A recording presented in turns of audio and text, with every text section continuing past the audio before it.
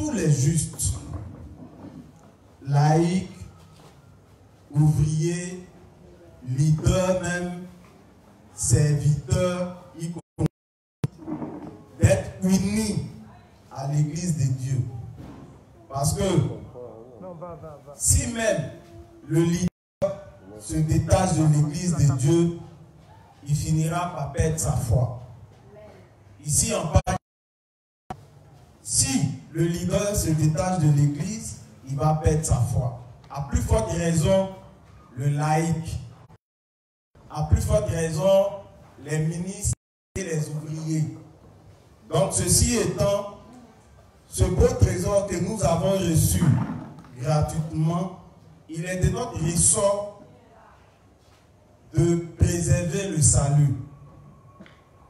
Le Christ nous a avertis, il dit que lui-même, étant le bois vert, il a subi beaucoup de persécutions. Lui-même est Dieu. Il a été persécuté, il a été insulté. Pourquoi? Pour apporter le salut. Donc, à plus forte raison, nous, qui sommes les bois secs, nous serons persécutés. Nous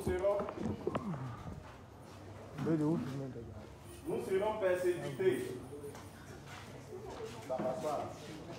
Nous serons persécutés. Ils ont été là.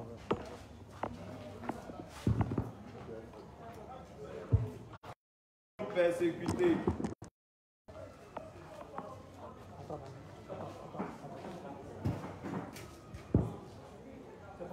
Nous serons persécutés. Nous serons persécutés. Le micro refuse la persécution. Ça fait partie de ce qui nous est assigné après notre nouvelle naissance. C'est pourquoi je disais, si on s'attelle à lire le Jean 15, du verset 1 jusqu'à 7, là-bas, Dieu a un grand enseignement. L'enseignement va nous faire comprendre une chose qui est simple. À commencer par le leader, à commencer par les laïcs, à commencer par les ouvriers, tous ceux, après la nouvelle naissance, qui vont se détacher de l'église, finiront par mourir. Parce que l'église est l'image du trône. C'est à l'église que nous tous,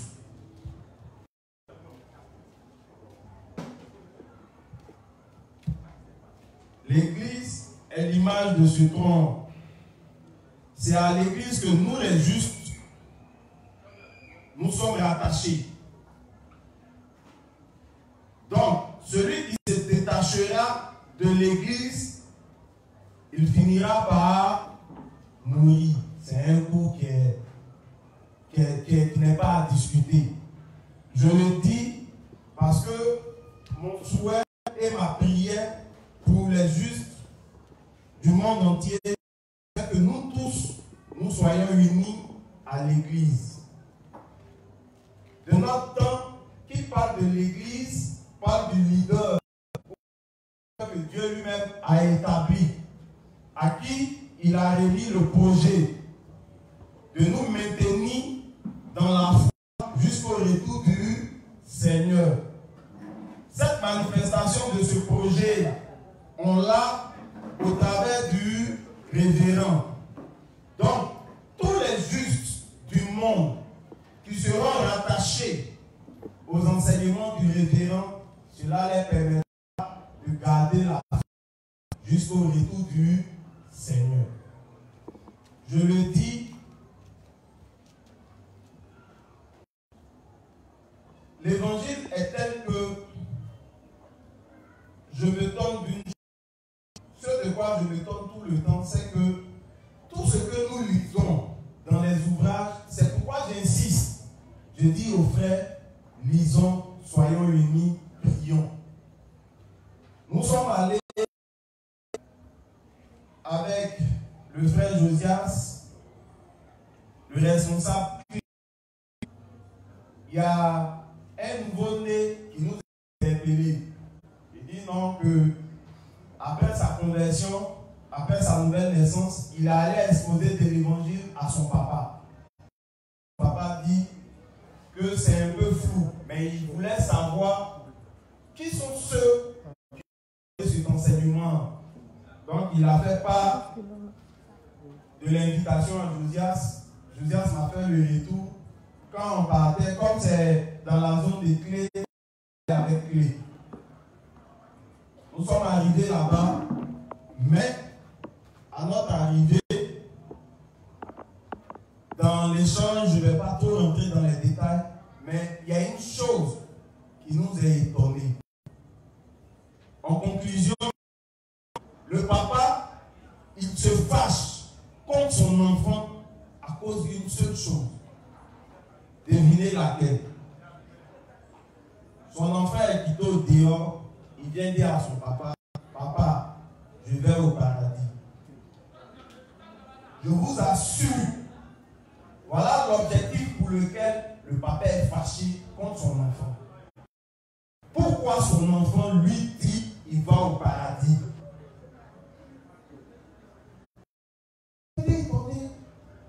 Papa, aller au paradis, c'est mauvais. Il dit non. Mais, au fait, il dit, il nous reproche une chose. Il nous reproche d'être prétentieux. Maintenant, pourquoi on est prétentieux? On est prétentieux parce que Dieu, dans les Écritures, il nous a montré comment on fait pour aller au paradis. Voici ce qui fait de nous des êtres prétentieux. Quand nous sommes là, l'enfant, le juste, il nous a donné une information qui nous a beaucoup plu parce que son papa s'est fâché. Il dit qu'il ne faudrait plus même qu'il vienne ici à l'église, il ne faudrait plus qu'il cause avec Josias. Mais il y a un truc dont je suis sûr, dont je remercie Dieu pour ça, c'est que toutes les paroles qui sortent de la bouche du juste est accompagnées de du Saint-Esprit. Je vous assure, les paroles qui ont été libérées ont tellement travaillé dans le subconscient du Père que le Père a demandé le livre 1. Dans quel objectif? Il dit il veut prendre la peine de mieux comprendre afin que son fils puisse lire les livres à venir. Mais l'enfant est venu prendre le livre 3. Je le dis pourquoi? Je le dis parce que après être né de nouveau, c'est là que le véritable challenge commence. Parce que si la foi de quelqu'un n'est pas solide, si le juste n'est pas uni à l'église, quand il va rencontrer des persécutions, des difficultés, des injures à cause de l'évangile, il finira, s'il n'est pas uni, il finira par quitter la maison de Dieu. On demande à cause de quoi? À cause des injures, à cause des moqueries, à cause des tribulations.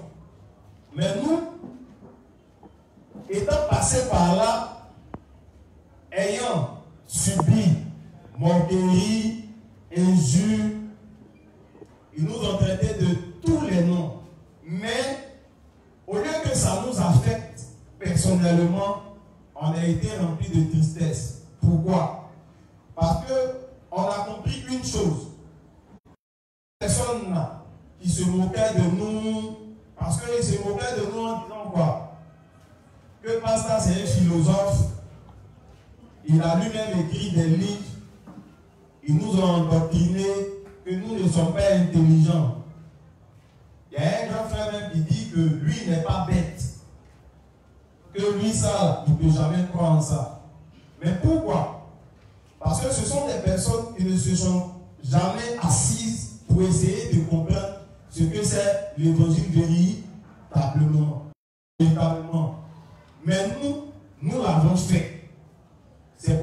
j'insiste toujours, je dis, ce qui permettra au juste de solidifier sa foi, c'est être uni à l'évangile, être uni au dévancier, être uni à l'église, uni, c'est important.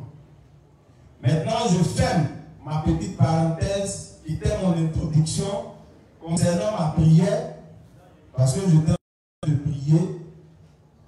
Je crois que je fais.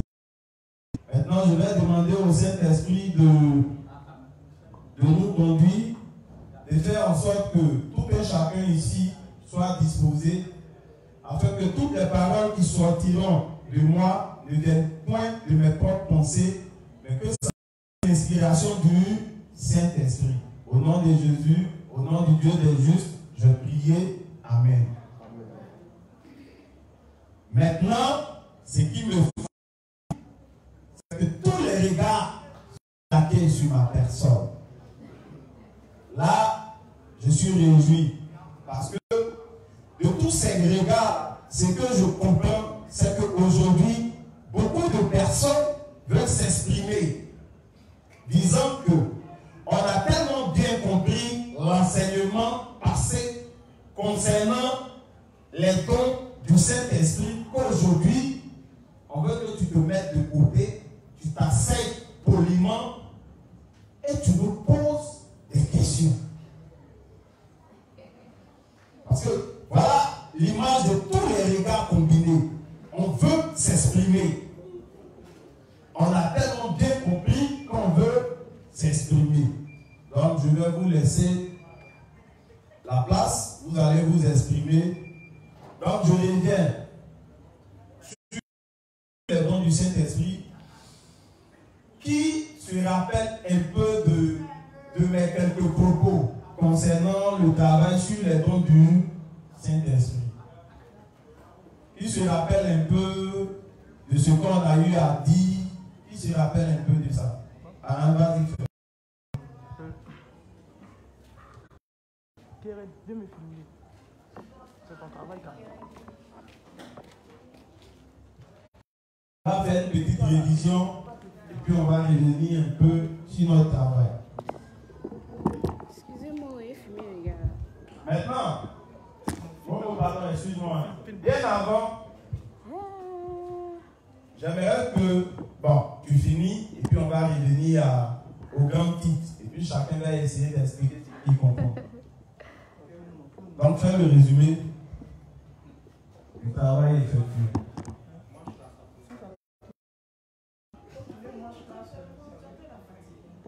Vas-y, c'est quoi ces mots-là? Bon, je peux dire la dernière fois, parce que la date. Il n'y a pas de souci, vas-y, parce que ça fait un peu longtemps. Sur les dons du Saint-Esprit. Mais d'abord, avant de commencer, on a regardé d'abord la nature de Dieu. Donc, il dit avant de commencer le travail sur les dons du Saint-Esprit, nous avons commencé par la nature de Dieu. Vas-y. On a montré d'abord que c'est un seul Dieu. Lorsqu'on lit Deutéronome 6.4, Amen. On dit on n'entend pas. Donc tu parles un peu fort. Lorsqu'on lit Deutéronome 6, verset 4,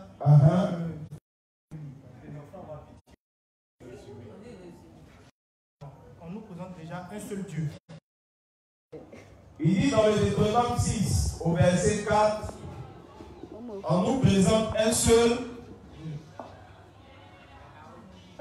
Dieu. Vas-y. Quand on avance un peu, bon, quand on ne revient pas, on avance dans Genèse 1, 26. Dieu dit, faisons l'homme à notre image et à notre ressemblance. Là, on voit que Dieu n'est pas seul, mais pour le nom, on ne connaît pas. Donc, tu peux revenir, tu dis quoi? Lorsqu'on regarde, on revient dans la Genèse 1, verset 26, on voit que Dieu dit, faisons l'homme. Il dit dans la Genèse combien? Genèse 1, 26. Genèse, là, comment on appelle ça? Genèse. Hein? G-E-N, non? Genèse 6. Genèse 1, 26. Genèse 1, le verset 26. Là-bas, c'est écrit que faisons l'homme à notre image et à notre ressemblance. Il dit qu'il y a un mot qui ressort qui dit faisons. Image et à notre ressemblance. Sachant que au départ, Deutéronome nous dit que ce Dieu-là est un. Donc il est unique et sans associé. Maintenant, on remonte dans la Genèse, on voit l'intervention de Dieu. Et puis il nous fait cet arrêt sur image là, en nous disant faisons l'homme à notre image et à notre ressemblance. Vas-y. Aussi, dans un autre passage de la Genèse, où on parlait de la tour de Babel, c'est Genèse 11, j'ai un peu oublié. Il a dit descendons. Donc il y a aussi le et confondons leur langage. Maintenant, normalement, avec ce thème, on ne sait pas si Dieu est 4, 8, là, on ne peut pas savoir. Lorsque on va dans les Écritures, on voit appeler Jésus. Lorsque on lit Jean 8, 58, il affirme que Abraham l'était, lui, avant que leur père Abraham l'était, lui, voilà, là on voit une personne, je dis une personne. Donc ici, je ne sais pas, de par son explication, si vous comprenez un peu la méthodologie. Ici, nous voulons parler du Saint-Esprit. Mais il nous fait comprendre que ce Dieu-là, à l'origine, la Bible mentionne qu'il est un. Après, plus tard, nous voyons dans ces faits qu'il nous parle du faisons, descendons, donc. Il marque un peu, il nous titille un peu les oreilles en nous disant que il ne sait pas si le faisons, ça fait allusion à 8 personnes, ça fait allusion à 10 personnes, on ne sait pas. Mais plus tard, quand on avance, on entend une personne s'appeler Jésus. C'est ça, non? Par la suite, il nous dira que avant que Abraham ne soit, ce Jésus-là, il était. Maintenant, la question, c'est de savoir qui est Jésus, pour qu'il soit avant même Abraham. Donc, lorsque on lit dans les Écritures, dans Matthieu 1, 21, on dit Jésus, c'est lui qui vient sauver son peuple de ses péchés. Donc, c'est déjà la nature. Bon. On dit, on n'entend pas bien. Ouais, donc, il dit que dans le Matthieu 1, verset 21, on nous dit que Jésus, c'est celui qui sauve son peuple de ses péchés. Voilà. Vas-y. Quand on continue, lorsqu'on arrive, par rapport à ce que, lorsqu'on arrive dans le. Maintenant, vite, excuse, tu peux me prendre le texte de Ésaïe 43 au verset.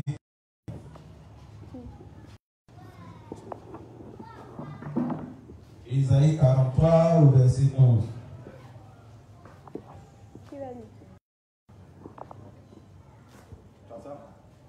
Quelqu'un a ça? Quelqu'un a ça.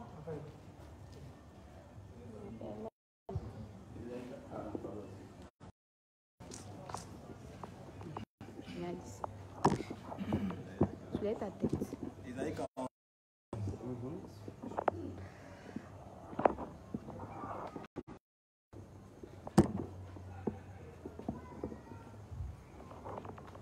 Tac, tac. Tac, tac. C'est moi qui suis l'Éternel, et hors moi, il n'y a point de sauveur. Reprends ça, s'il te plaît. C'est moi qui suis l'Éternel, et hors moi, il n'y a point de sauveur. Raphaël, tu m'expliques ça?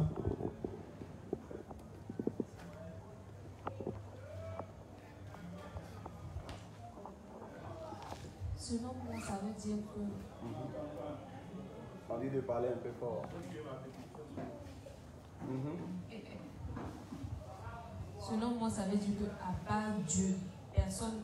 Si tu ne passes pas par Dieu, tu ne peux pas hériter du royaume des cieux, tu ne peux pas avoir le salut. C'est lui qui peut te sauver. Donc, en dehors de Dieu, il n'y a point de sauveur. C'est ça, on est tous d'accord, non? Maintenant, Momo nous dit quoi? Dans le Matthieu 1, verset 21, le verset dit quoi? On dit c'est Jésus qui vient sauver son peuple de ses péchés. Bon, On suppose que moi je suis bête. Il y a quelqu'un qui dit que hors lui, il n'y a point de sauveur. C'est ce qui le caractérise. Il est Dieu, pourquoi? On dit il est Dieu parce qu'il apporte le salut. Il est Dieu parce qu'il est l'auteur de toute la création. Il est Dieu parce qu'il est. Maintenant il dit, hors lui Dieu, il n'y a point de sauveur. Et puis on lit Matthieu 1, verset 21 qui dit, son nom c'est Jésus, il sauvera son peuple de ses péchés. Bon, Jésus c'est qui? Lorsque on lit les Écritures, Jésus dit, moi et mon Père nous formons. Donc ça s'entend dire que Jésus lui-même, il est Dieu. Donc, ici,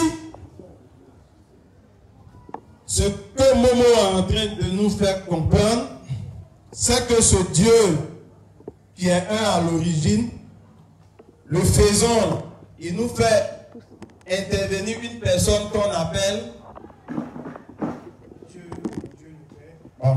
mon Père. Mon Père, mon Père, mon Père. Mhm. Dieu le Père. On a Vu que lorsqu'il s'est baptisé, il a dit celui-ci est mon fils bien-aimé. on a un fils. Déjà, on voit Donc on a le Père et le Fils pour l'instant. Bon, lorsque Jésus déjà se baptise, on voit que le Saint-Esprit descend comme de l'eau. Donc on dit, il dit que au baptême de Jésus, on a l'entrée en matière du. Et Jésus lui-même, il a fait que lorsqu'il avait compris, il nous a envoyé le consolateur. Donc il y a Jésus qui, par la suite, qui affirme que à sa montée, il allait nous emmener le consolateur. Mais maintenant, ce que j'aimerais savoir, dans le faisant, puisque le faisant avait pour but de quoi? Déterminer les personnalités. Donc, Oui. il ne savait pas. Mais quelle est la conséquence de ce faisant? Il dit faisant et à notre ressemblance. Maintenant, ce que je demande, Momo, tu vas t'aider parce que tu as quand même expliqué un peu, donc ça prouve que tu m'as perçu.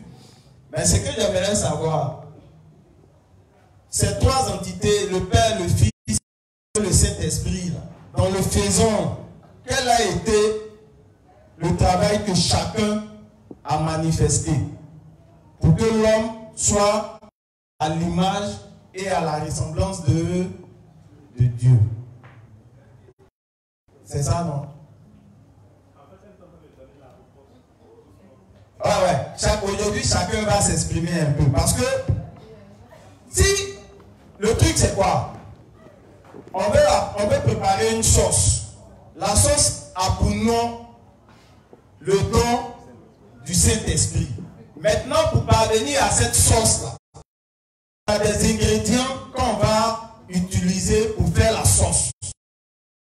Maintenant, pour la sauce, on dit, on a comme ingrédient l'esprit. Donc, il nous faut savoir qui est le Saint-Esprit et puis comment il travaille. Parce que tous ces éléments-là nous permettront de comprendre parfaitement tout le travail sur le don du Saint-Esprit. Une fois on a compris ça, tout le reste est fini. Tout le reste, ça va être comme une révision, une petite révision. Donc je me répète, il dit faisons l'homme à notre image et à notre ressemblance. Mais à l'image et à la ressemblance de Dieu, là, c'est quoi? Ça, c'est mes proches collaborateurs. Parce que ça a commencé, Momo, Raphaëla, Hubert, ça va passer. Aujourd'hui, tout le monde va parler. Donc, le faisant, l'homme à l'image et à la ressemblance de Dieu, là, ça nous ramène à quoi? Faisons. à l'image et à la ressemblance de Dieu. Hein? Tu n'as pas une idée là-dessus. Non. Comment réviser? Faisons. Ce qu'il demande, Dieu dit. Ça, il n'y a pas de révision. Faisons l'homme à notre image et à notre ressemblance. Maintenant, quelle est l'image de Dieu? Vous connaissez Dieu comme Dieu a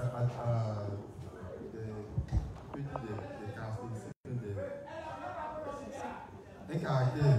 Dieu est saint. alors, Dieu est saint.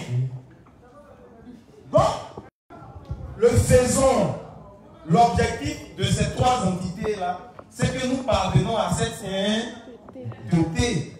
Maintenant, le travail qu'on essaie de faire, ou ce que j'essaie de comprendre, comment chaque entité de ce Jésus nous a emmenés à cette sainteté. Le faisons, comment chacun a travaillé pour que nous, on parvienne à cette sainteté. Parce que si tu es saint, tu es censé connaître la fonction ou le travail de ce Dieu qui est unique et sans associer, afin que tu puisses imiter différentes fonctions, mais un seul objectif qui les ramène. C'est pourquoi quand Jésus nous dit, moi et mon Père, nous sommes un, l'unité dont il parle, c'est en fonction de l'objectif recherché. L'objectif recherché là, c'est quoi? C'est la sainteté.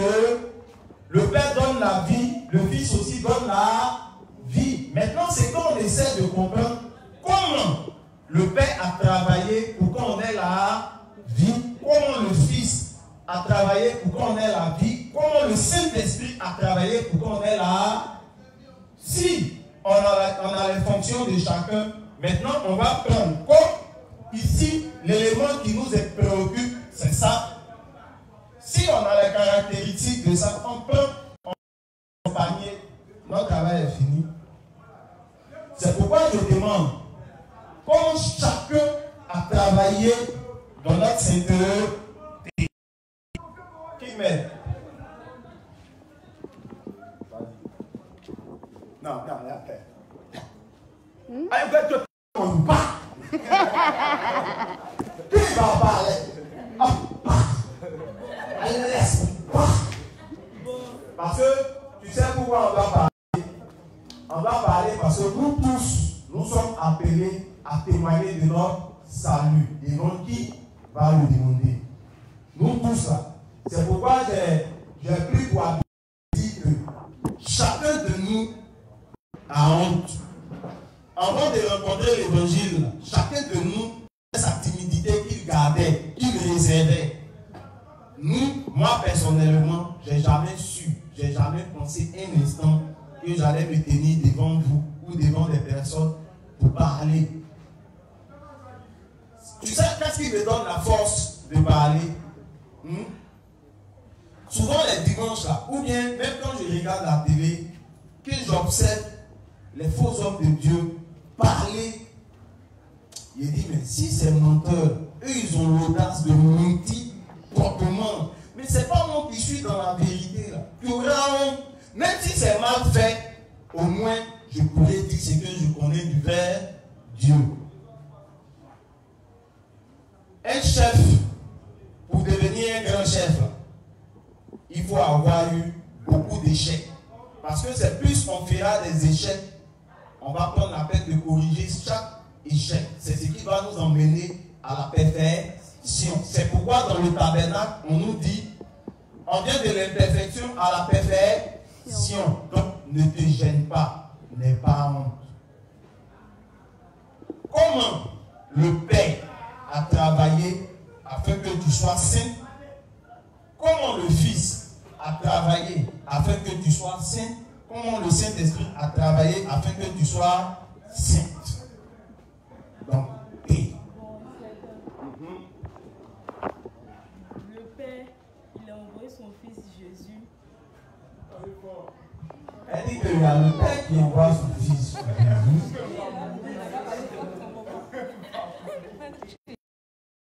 Je vous donne l'occasion de parler. Parce qu'il y a beaucoup, étant assis dans leur chaise, Satan a même beaucoup de pensées. Oh, lui, il ne vaut rien. Oh, lui, a même. Parce que chacun pense que c'est facile. Quand chacun est là, oh, lui, là même, oh, il ne vaut rien. Moi, il prend le tue. Faut tuer.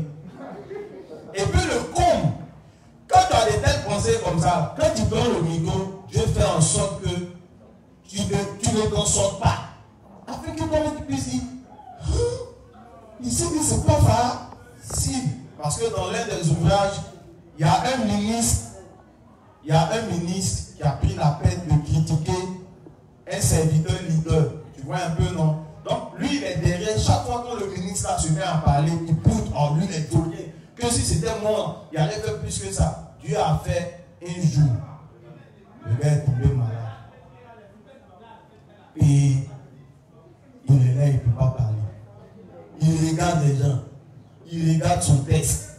Quelque chose, il a bossé. Il a rebossé. C'est pourquoi je ne peux pas t'en vouloir parce que c'est une première fois. Bon, c'est que tu penses, mais ces trois entités-là ont eu à faire un travail pour que nous laissons de nouveau. Donc, de manière simple, les trois sont rentrés en action pour que toi tu aies le salut.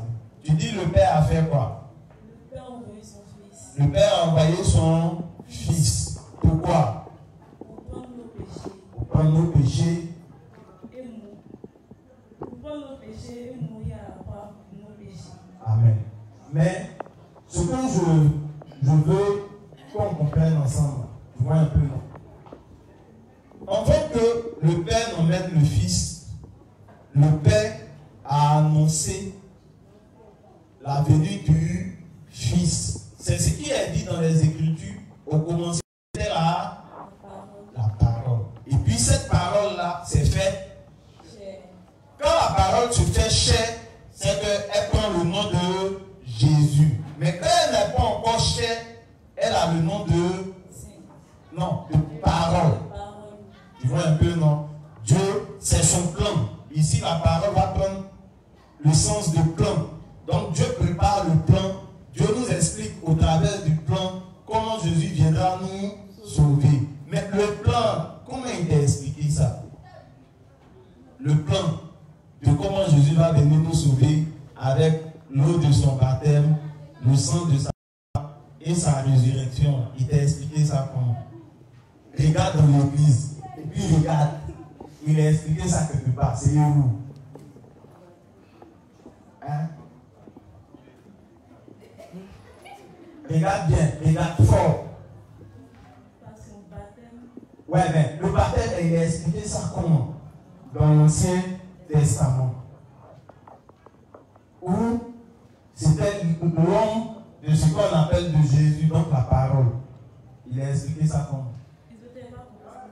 Tu vois un peu, non? Avant que Jésus ne vienne, Dieu l'a annoncé.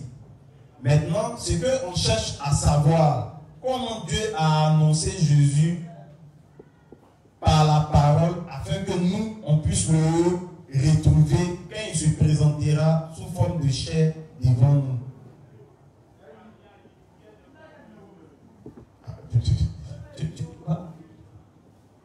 Tout est devant toi, je ne sais pas.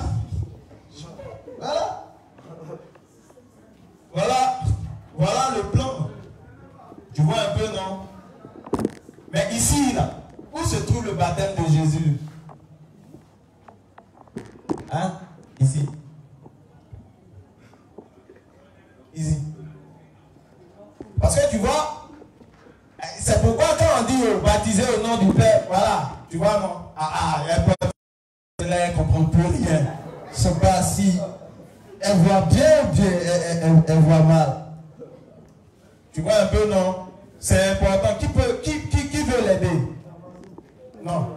Je veux sa voisine, mais avant que je vienne à sa voisine, il y a une fille que j'ai vécu avec elle à comment on appelle ça? Saïwa. On était dans la même maison. Pour un bon temps, tu peux lui... Mais comment tu as su? Explique un peu.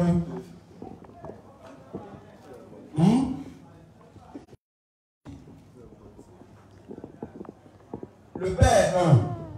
Le Père veut nous rendre saints. Mais pour nous rendre saints, il nous dit faisons. Le faisons, Momo a dit que c'est l'expression des trois entités de Dieu. Mais pour qu'on arrive à cette sainteté, pour que toi aujourd'hui tu puisses dire à quelqu'un sans je suis juste, c'est parce que tu as été convaincu par le travail du Père qui est différent de celui du Fils, qui est même différent de celui du Saint-Esprit, mais qui ont le même objectif de rendre saint ou sainte. Maintenant, c'est que je demande, comment le Père t'a expliqué cette sainteté? J'ai voulu dire le Père embêté, mais ça ne vient pas. Vas-y. Ah, le Kobo. Ah, vas-y, maman. Au fait, ce qu'on essaie de faire, c'est tout le cœur de mon travail. Une fois ça, c'est perçu, on aura compris tout ce que je vais expliquer. Ça, c'est perçu, on aura tout compris. Donc, comment le Père planifie le salut?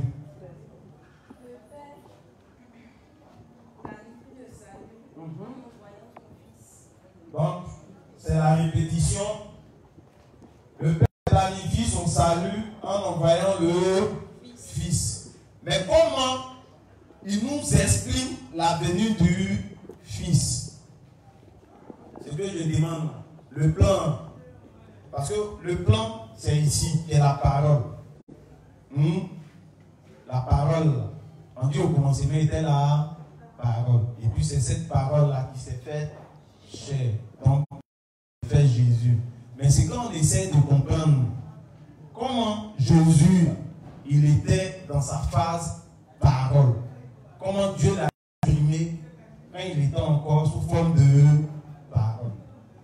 Maintenant, on a dit une chose, sous forme de parole, il y a une belle expression que nous tous, nous avons du tabernacle. Maintenant, dans le tabernacle, je demande aujourd'hui, pour que maman, tu puisses nous dire que tu es sainte, tu as cru en quoi?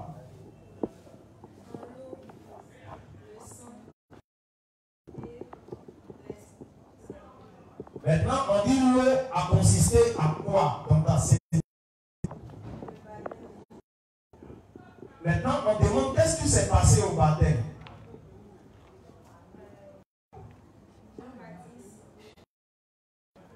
On demande qu'est-ce qui s'est passé au baptême?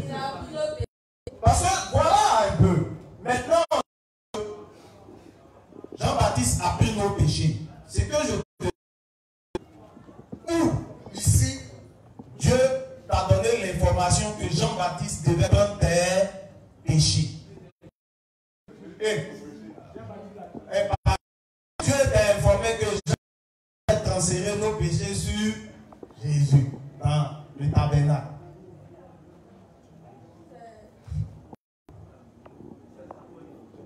Vas-y. La cuve. Merci. C'est ça. Pardon, tu peux zoomer. Tu peux faire un gros zoom. Vous voyez un peu, non? Voilà toute l'expression. Tout le plan du salut là se trouve ici.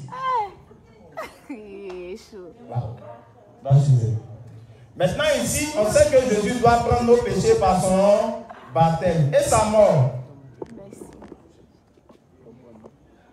C'est ça? On appelle ça comment? L'autel des holocaustes, le lieu de jugement. Et le Saint-Esprit. Ah, j'ai dit. Où c'est? Ah, il n'y a pas ça sur l'image. L'autre côté là. C'est l'idée. Vous voyez un peu? Donc, on a le plan que Dieu, le Père, va concevoir. Dieu, le Père, conçoit le plan du salut. Maintenant, que vient faire Jésus-Christ? Hein? Que vient faire fait Jésus-Christ? Jésus-Christ vient accomplir le plan du salut. Maintenant, que fait le Saint-Esprit? Quelqu'un va m'expliquer. C'est-à-dire, il vient confirmer. Il confirme comment? Vas-y, quelqu'un passe le micro à AD. Elle connaît plus son nom. Parce que là, c'est tout le qui est représenté. Hein. On dit le plan du salut. Concevoir le plan, le Père prend la peine d'expliquer au monde comment les hommes seront sauvés. Maintenant, ce que je demande, est-ce que le plan peut sauver quelqu'un? Pourquoi?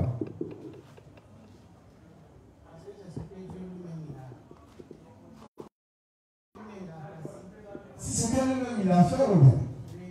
Parce que le plan, on a connaissance du plan par qui? Non. Qui nous fait part du plan?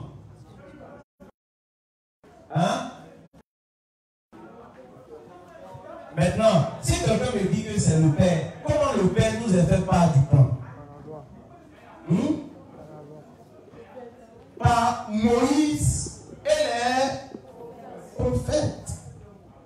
Moïse et les prophètes nous ont fait part de ce plan. Raison pourquoi, quand on lit dans le texte de Luc, Lazare avec le jeune riche, il y a Abraham qui dira, ils ont Moïse et les prophètes qui les écoutent. Quand ils les écoutent là, ça c'est pourquoi? C'est pour ne pas partir en enfer. Donc celui qui croit au propos de Moïse et les prophètes, il a la rémission de ses péchés. N'est-ce pas? Maintenant, on dit, le Fils vient pour accomplir le plan. Que fait le Saint-Esprit? Il vient attester. En faisant quoi? Précisément. D'abord, même le Saint-Esprit, quand Jean-Baptiste a commencé à transférer nos péchés sur Jésus, le Saint-Esprit, d'abord le ciel s'est ouvert. Voilà. Donc le Saint-Esprit est venu sous forme de colombe. Il s'assit sur, comment on appelle là, l'épaule de Jésus.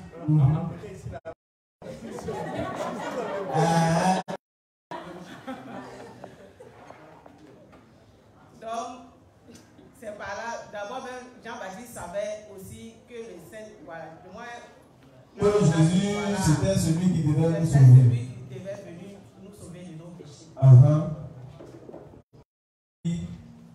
Maintenant, je demande comment le Saint-Esprit, on nous dit, le Saint-Esprit témoigne, le Saint-Esprit atteste. Donc, j'aimerais que quelqu'un m'aide un peu, de manière simple, quoi. Comment le Saint-Esprit atteste ou témoigne de comment Jésus nous a sauvés.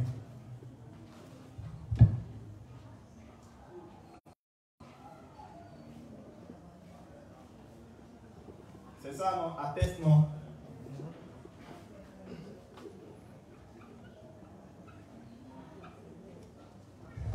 On dit le Saint-Esprit atteste, le Saint-Esprit témoigne de comment nous sommes sauvés. Maintenant, je demande comment. Ah, Aïcha, vas-y. Si tu veux bien nous aider. Le Saint-Esprit vient attester lorsque nous recevons l'évangile de l'eau et de l'esprit. D'expliquer ça en détail. Bon, de manière simple, mais si c'est en détail, tu peux aller faire ça pour expliquer ça. Il y a d'autres qui prennent 2 heures, 2 jours. Donc bon, ça dépend de comment tu veux nous expliquer. Mais si tu nous fais un résumé de tout, je pense que ça pourra nous aider. D'accord. Et Jean seulement nous dit que les 3 font un. L'eau, le sang et l'esprit. Les 3 font un. le Saint-Esprit vient habiter maintenant. Il est scellé maintenant en nous. Parce que nous avons les trois réunis. Mais maintenant, ce que je demande, regardons une chose. Ce que tu as dit, c'est correct. Hein. Je ne dis pas que c'est faux. Hein. Mais ce que je voulais un peu savoir, je demandais, mais oui, le Saint-Esprit vient attester. Donc, il vient rendre témoignage à notre esprit que nous sommes devenus enfants de Dieu. Mais à cause de quoi? Pourquoi? C'est ce que je veux savoir, quoi. Parce qu'il y a un truc qui est là. Quand on regarde, on lit à Genèse 1, on pourra comprendre l'action ou la fonction du Saint-Esprit. Dans Genèse 1, là, à quel moment on a entendu parler du Saint-Esprit? Dans Genèse 1. Le Saint-Esprit fait mention à quel instant? Au fait, c'est le Saint-Esprit travaille toujours dans les contours de la parole. Raison pourquoi cette image de Genèse 1, c'est ce qu'on retrouve au baptême de Jésus. Où le Père va nous donner cette information. Celui-ci est mon fils bien-aimé en qui j'ai mis toute mon affection. Raison pourquoi le Saint-Esprit vient témoigner. C'est de lui que la parole parlait. C'est de lui que les prophètes ont parlé. Et effectivement, il a matérialisé ce salut-là par son baptême. Donc on dit, quand le Saint-Esprit vient, il vient pour rendre témoignage au plan et à sa matérialisation. Maintenant, on dit témoignage là, ça veut dire quoi? Attester, ça veut dire quoi? Hein? Confirmer. Il y a le frère Jean qui veut parler. Attester et puis confirmer. Aidez-nous un peu de manière simple. Vas-y. Attester ici, ça veut dire ce que Jésus a fait là. Lui, il est d'accord avec ça.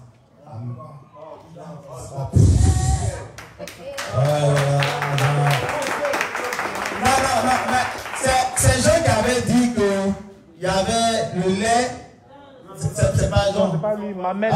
C'est son voisin, celui qui nous a bénis. Donc, c'est tellement propre. Donc, le Saint-Esprit vient pour nous. Le Saint-Esprit vient pour nous dire que ce que Jésus a fait est propre. Mais il le fait en se basant sur quoi? Sur ce qui est écrit.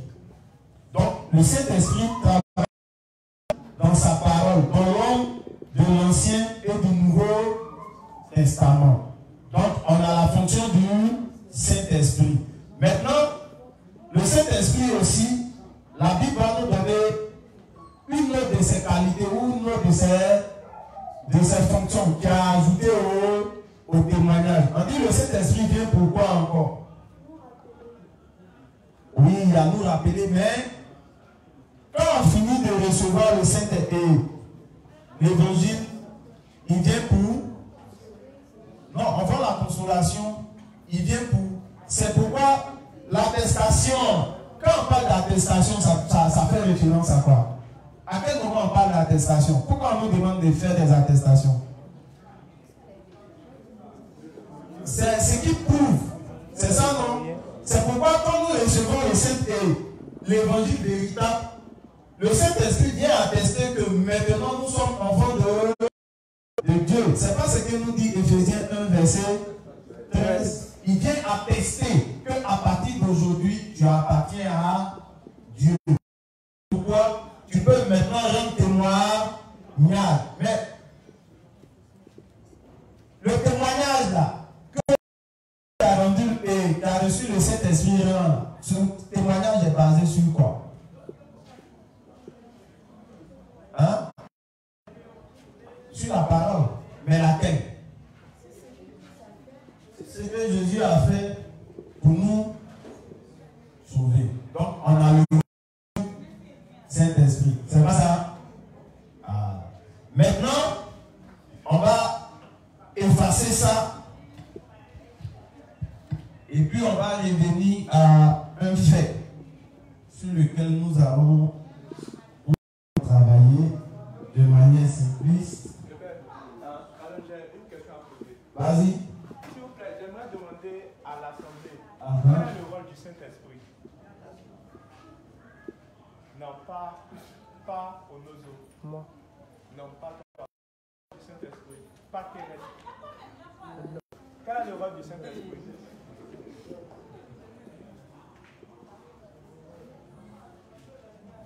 Personne n'a pas le droit de lever. D'accord, donc on va de manière simpliste.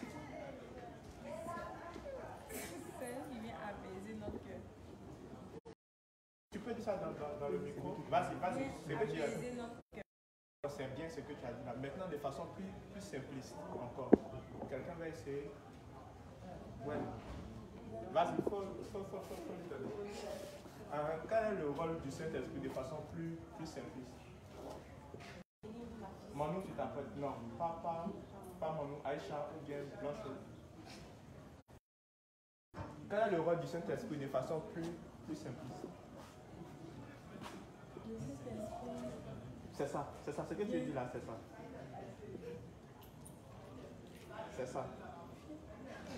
Oui, il faut dire ça, c'est ça. Le Saint-Esprit vient.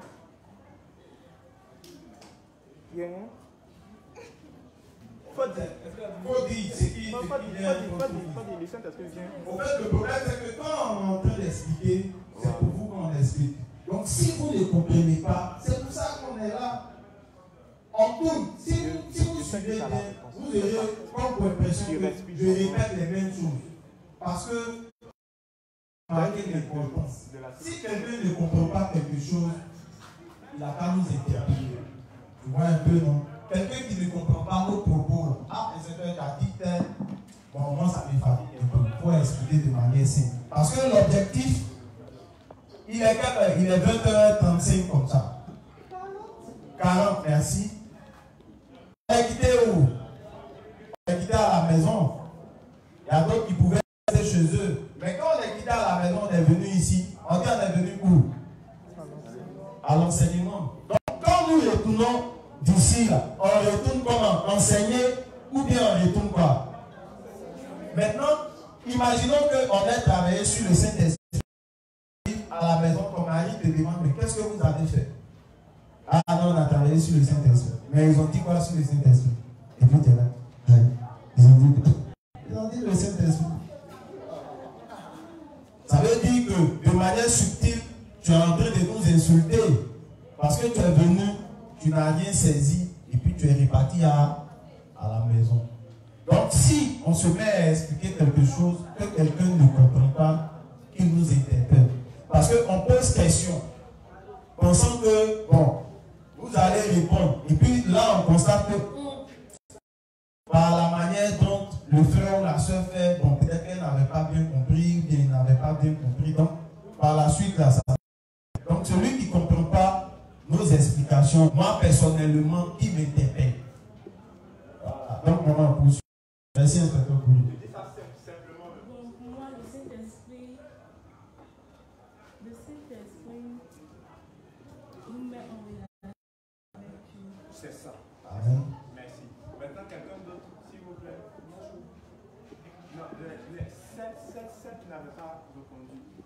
Donc, quel est le rôle du Saint-Esprit de façon simpliste? Le rôle du Saint-Esprit. Pour moi, le rôle du Saint-Esprit me montre véritablement dans mon cœur que ça m'a rendu sans péché. Il n'y a plus de péché. Amen. Donc, je vais vous poser ça pour une dernière fois. Par rapport à le plan qu'il a fait là, quel est le rôle du Saint-Esprit? Aïcha, connaît? Le Saint-Esprit, le rôle du Saint-Esprit ici, il nous dit qu'il est d'accord avec il est d'accord avec le plan de Dieu. Oui, tu as sauté quelque chose. D'accord. Il est d'accord avec ce que Jésus a venu faire. Tu as sauté quelque chose. Tu as dit ça premièrement, mais tu as sauté ça premièrement. Le rôle du Saint-Esprit. Il est d'accord. Il est d'accord. Il vient vous dire qu'il est d'accord avec ce que avec ce que Jésus a fait au baptême. Tu avais trouvé, mais il faut donner à l'autre qui a c'est bien, Aïcha. Merci, merci. C'est comment on dit merci. Le Saint-Esprit vient, il est d'accord avec le plan que Jésus a accompli pour nous sauver. Donc le Saint-Esprit vient dire qu'il est d'accord avec ce que Jésus a fait, conformément au plan de Dieu. Voilà, c'est plus belle. Merci. Donc, on a le plan, on a la matérialisation du plan, et puis le Saint-Esprit se trouve. Le Saint-Esprit se trouve ici. Dans l'objectif de nous dire que ce que le Père a annoncé, le Fils l'a accompli. Pour que les deux fassent quoi? Un. Donc, on a l'eau, le sang et l'Esprit égal à 1 au salut. Donc maintenant, il va faire un petit résumé de ça au paragraphe 1. C'est le livre 28 à la page 20. Donc il va faire un petit résumé de ça et puis on va... Livre 28, page 20. Dieu le Père, son Fils et le Saint-Esprit sont le même seul Dieu commun. Mais il avait chacun un rôle différent à jouer. Donc, tu reprends le livre 28, 20, le paragraphe 1.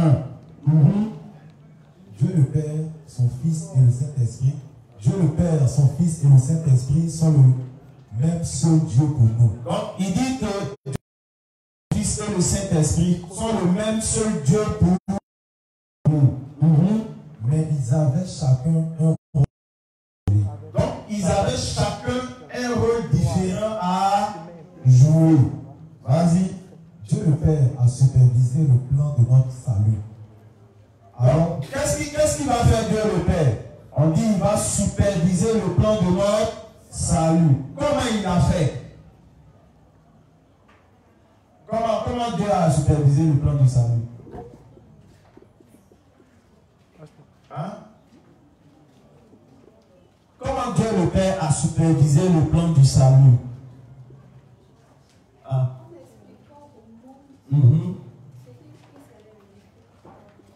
Comment? Ah. Voilà, il faut prendre ça pour nous expliquer.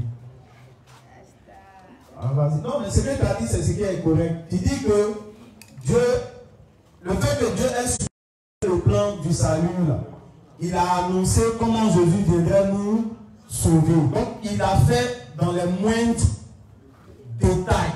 Donc, en annonçant chaque détail, quand il nous dit prends tel nombre de mesures, prends telle couleur, telle couleur, il était en train de superviser le plan du salut. Donc, il était au commencement, il a pris la peine de superviser ce qu'il a dit. Ça te rappelle quoi, ça, encore, avec Noé? Amen. Un bon poème. Voilà, parce que l'âge du salut, c'est Dieu qui va donner chaque dimension à Noé. Et puis il va se rassurer que Noé respecte chaque dimension donnée par Dieu. Ici, quand on écoute ça, ça ramène à quoi? Dieu surveille son œuvre. Dieu surveille ses serviteurs. Aucun serviteur de Dieu ne peut faire ce qu'il pense, ce qu'il veut dans la maison de Dieu. Vas-y, qui est en train de lire? Donc, on a le plan que Dieu supervise.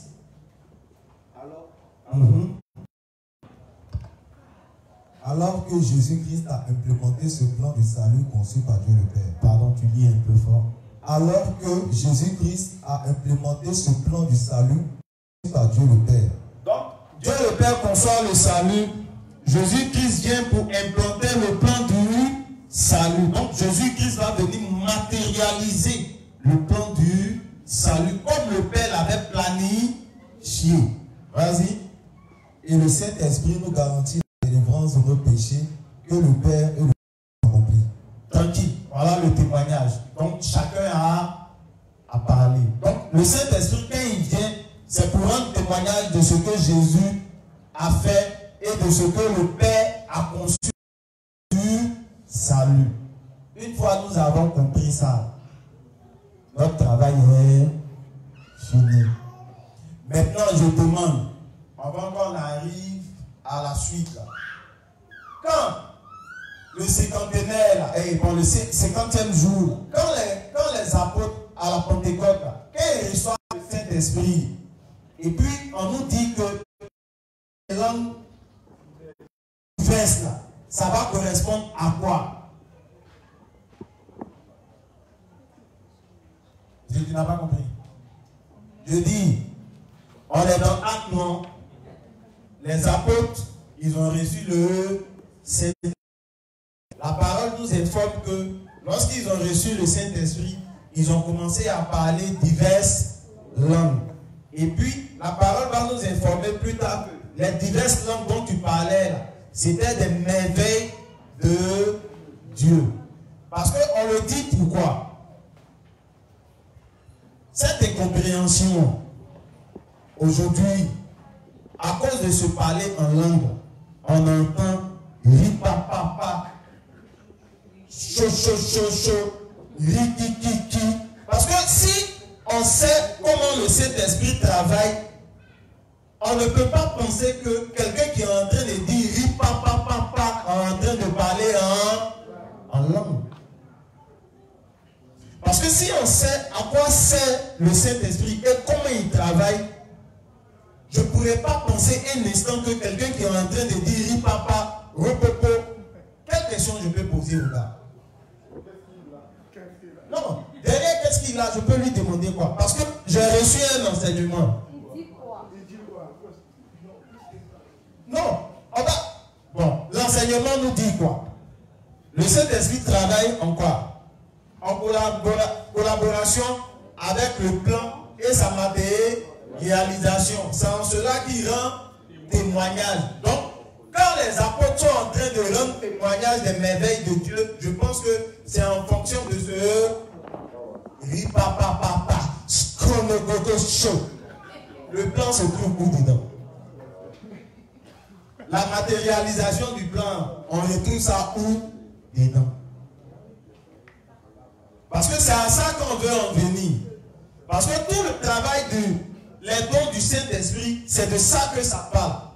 Ça parle du parler en langue, et puis ça parle aussi des dons de prophétie, des dons de quoi encore? D'interprétation, de guérison, et puis de quoi encore? De discernement d'esprit. Parce que ça, on a vu ça. Parce que tout ce travail va tourner autour de quoi? De l'attestation du Saint-Esprit. Je ne sais pas si on se comprend. Hein? Est-ce que vous me comprenez? Parce que les livres, c'est que je suis en train de faire, on va travailler, il y a plusieurs livres qu'on va travailler là-dessus. Mais d'abord, je suis en train de faire un travail préliminaire qui va consister à quoi? À savoir qui est le Saint-Esprit. Donc aujourd'hui, je sais que le Saint-Esprit, c'est qui? C'est Dieu lui-même. Donc quand je suis conscient que le Saint-Esprit, c'est Dieu lui-même, je ne vais pas accepter que quelqu'un, après avoir reçu le Saint-Esprit, il se mette à crier. Yeah! Non. Est-ce que vous me comprenez même? Parce qu'on dit qui est le Saint-Esprit? Bon, imagine que Dieu vient en quelqu'un et puis il casse la chaise. La seule chose que je demande, vous savez c'est quoi? Dieu, c'est un être qui est sage. Chaque chose qu'il fait, il laisse des traces. Je pose la question. Je rentre dans l'Ancien Testament. Il y a une image qui me fascine. C'est qu'il y a Dieu qui se verra en train de prendre l'Esprit Saint qui se trouvait en Moïse pour remettre ça sur les 70 vieillards. Et puis je pose la question de savoir, quand ils ont reçu le Saint-Esprit, ils ont cassé quelle chaise? Ils étaient assis, ils ont cassé quel caillou? Non, parce que la parole là est formelle. Quand ils ont reçu le Saint-Esprit, ils ont commencé à rendre témoignage des merveilles du salut. Parce que quand je suis conscient de ça, je ne vais pas me laisser fasciner par quelqu'un qui commence à trembler. On dit, il y a quoi? Il dit non, j'ai reçu le... Non. C'est pourquoi plus tard, ils vont nous dire que c'est un être qui est intelligent, doté d'émotions et de sagesse. Parce que Dieu prend en compte, Dieu sait qui est l'homme. Dieu ne peut pas venir insulter l'homme en venant en cette personne-là et puis commencer à tout cas. Non, je dis non à ça. Et puis maintenant encore le comble, quand on pousse, c'est qu'on constate que comme on reçoit le Saint-Esprit, parce que le pasteur il a lâché et puis il se met à dire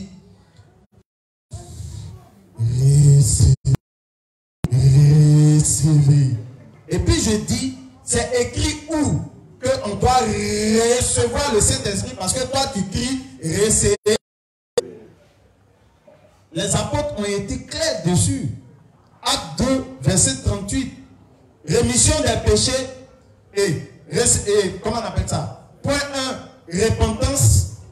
2, rémission des péchés en Jésus. 3, réception du Saint-Esprit.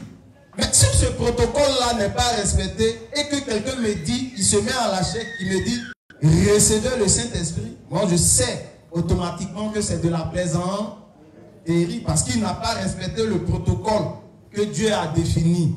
Le plan, sa matérialisation et puis le Saint-Esprit qui va venir rendre témoignage.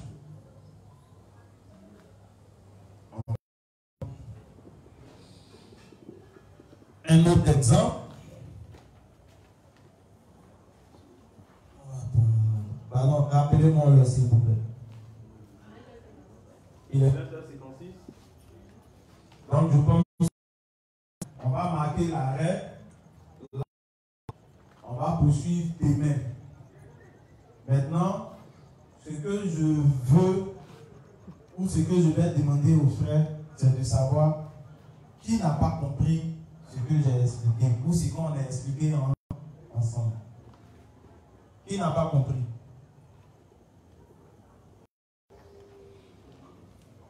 Qui n'a pas compris?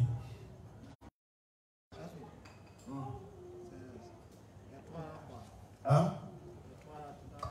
C'est les trois là. Ah, c'est les trois là, tu veux que je t'explique bien quoi? Mais c'est pas ce que toi-même tu as répondu bien tout à l'heure et puis respecter le boulot. Non, les gens, il ne faut pas que tu as fait. Il ne faut pas nous faire de coups là. Ne nous fais pas ton coup là. En fait, on a Dieu qui est là, Dieu le Père, qui va concevoir le plan du salut. On aura Jésus qui va travailler en fonction du plan que le Père a conçu. C'est pourquoi, en fonction de ce plan-là, quand on lit les textes de Jean 10, il y a une chose qui m'a beaucoup impressionné dans les propos de Jésus. Il dit, le problème, c'est que vous regardez la personne. Parce que aussi longtemps qu'un homme va regarder en ma personne, la croyance là serait un obstacle. Mais il dit plutôt, croyez aux œuvres que je fais. Pourquoi? Parce qu'il dit que de ces œuvres-là, le Père a rendu témoignage. Une fois quelqu'un a le témoignage du Père, il lui sera facile de reconnaître Jésus. Je dis toujours, le salut c'est une maison. C'est pourquoi dans le texte de Hébreux 3, 4 ou 4, 3, Jésus dit que toute maison a un propriétaire, mais lui il est le propriétaire de toute la terre. Maintenant quand on revient à ça, j'explique ça comment. Quand quelqu'un veut se voir en train de concevoir une maison, le premier principe qu'il fait, il fait un plan. Maintenant on dit, le plan, j'ai expliqué à un monsieur, je dis, imaginons que je termine avec ça, on va terminer avec ça pour faire le résumé en même temps. Que tu es parti, tu es en France, et puis ça fait plusieurs fois que tu emmènes l'argent à ton frère qui est Memphis, et puis il dépense. tu emmènes, il dépense, tu emmènes, il dépense. Maintenant, tu es fâché. Tu viens toi-même. Tu viens, tu vois une maison de construction, bien un maçon, et puis tu lui fais part de ton plan. Donc ce plan,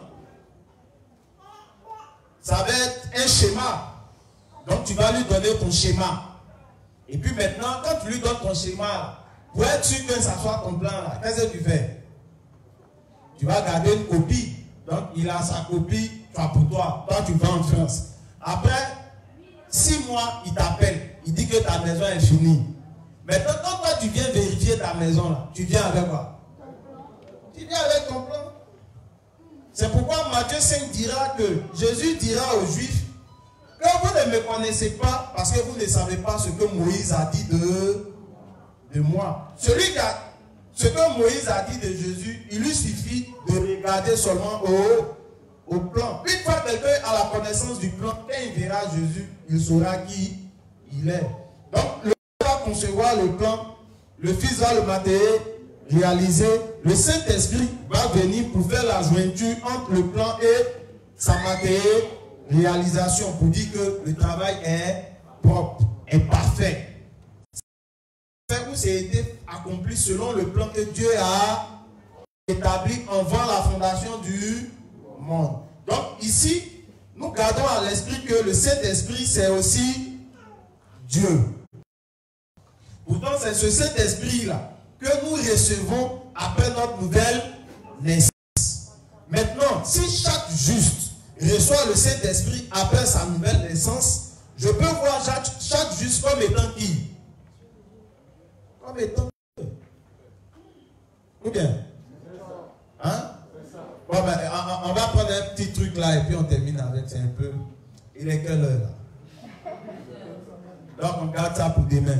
Voilà. Donc, celui qui n'a pas compris, au pas il va partir. Satan va travailler dans sa pensée. Je suis là. C'est moi qui ai parlé. Je ne suis pas encore mort. Tu ne comprends pas. Il faut me demander. Tout le monde a compris. Donc que le Dieu des justes accompagne chacun. Et puis qu'il fasse en sorte que nous nous retrouvons ici demain. Et puis tout au long de notre vie, qu'il ne cesse de nous bénir spirituellement que physiquement. Et puis qu'il nous donne de la nourriture naturelle et puis des médicaments naturels. Et puis qu'il fortifie aussi le pasteur Tagro qui est souffrant, qu'il lui accorde la santé. De lui, nous prions aussi pour tous nos frères justes qui ne se portent pas bien. Parce que ne pas bien se porter là, ça a tous les niveaux. Hein. Il y a des justes aussi qui sont moisis, ils ne se portent pas bien. Donc vraiment, Dieu nous soigne de cette galère. Voilà, afin que... Et puis nous aussi, quand on a l'amour premièrement de Dieu avant toute chose. Donc au nom de Jésus, on a prié. Nous sommes à demain. Voilà.